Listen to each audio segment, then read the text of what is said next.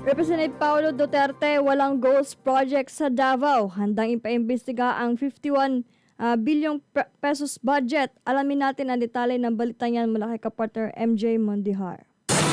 Mistulang pa Davao ang biyahe ng House Infrastructure Committee o Infracom na siya nag-iimbestiga sa issue ng korupsyon sa flood control. Yan ang komento ng social media influencer na ito sa takbo ng investigasyon ng Kamara dito. Ang nakikitang ending, ipapahid sa mga Duterte ang anomalya kahit hindi sa Davao ang matitinding pagbaha kamakailan kundi dito sa Metro Manila, Luzon at iba pang mga lugar. Sa Infracom hearing, kinumpirma na mula 2020 hanggang 2022 ay tumanggap ng kabuuang 51 billion pesos na pondo ang Davao City 1st District ni Congressman Paulo Duterte. Sa mga panahong iyon, ang kanyang ama na si former President Rody Duterte ang nakaupong Pangulo. Nanindigan naman si Congressman Duterte na wala siyang tinatago at handa siyang paimbestigahan dito. Ayon sa kanya, nakalaan lahat ng pondo para sa mga proyektong nakikita, naitayo at nagagamit ng mga residente. Binanata naman ng kongresista ang liderato ng Kamara at iginiit na ginagamit ang pamilya Duterte bilang panakipbuta sa anomalya sa flood control. Dagdag pa niya, nasa mismo liderato ng Kamara ang dapat imbestigahan at hindi ang kanilang pamilya na wala naman raw kinalaman sa transaksyon ng kasalukuyang gobyerno. Nauna na yung tinanggi ng liderato ng Kamara na involved sila sa flood control anomaly.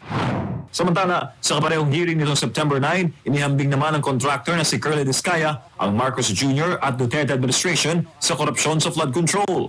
This only shows, Mr. Discaya, that the revenue that you are generating during the former administration, 2016 to 2022, is bigger than the revenue that you are generating under the current administration. How can you explain this? Your Honor, wala naman pong nanghihingi sa amin kaya mapapansin niyo po, ang nakalista lang po dito ay during ito lang po, sa 2022 lang po. Muli namang tinanong si Discaya ng kongresista dahil hindi makapaniwala sa kanyang sagot.